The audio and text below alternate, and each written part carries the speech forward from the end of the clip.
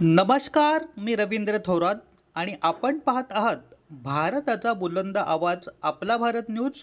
सत्याचा ध्यास, जनतेचा विश्वास. युवासेना कार्याध्यक्ष पूर्वेश सरनाईक यांनी सुमारे 2 लाख गोविंदांना विमा संरक्षण देण्याची मागणी उपमुख्यमंत्री एकनाथ शिंदे यांच्याकडे केली होती. या मागणीची दखल घेत उपमुख्यमंत्री शिंदे यांनी संबंधित विभागाला या प्रकरणी तातडीने योग्य ती कारवाई करावी असे निर्देश दिल्याची माहिती समोर आली.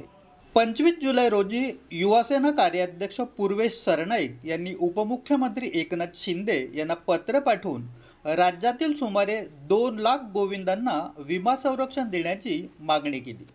पत्रात गोकुळाष्टमी आणि दहीहंडी हा महाराष्ट्राच्या सांस्कृतिक परंपरेचा महत्त्वाचा उत्सव असल्याचे नमूद केले आहे.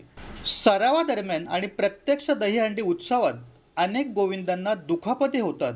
काही मंडळांची आर्थिक परिस्थिती मर्यादित असल्याने उपचाराचा खर्च करणे कठीण जाते असंही पत्रात नमूद करण्यात आले.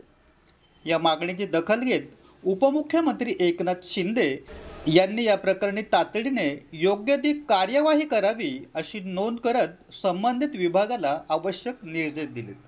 पूर्वेश सरनाईक यांनी राज्य शासनाच्या सकारात्मक भूमिकेमुळे लाखो गोविंदांना दिलासा मिळेल, तसेच यंदाचा गोकुळाष्टमी उत्सव अधिक सुरक्षित वातावरणात साजरा होण्यास मदत होईल असा विश्वास व्यक्त केला आहे. गोविंदांना विमा संरक्षण देण्याच्या मागणीवर शासनाकडून पुढे कोणता निर्णय घेतला जातो याकडे आता सर्वांचे लक्ष लागले. पाहत रहा भारताचा बुलंद आवाज आपला भारत न्यूज. सत्याचा ध्यास, जनतेचा विश्वास. धन्यवाद.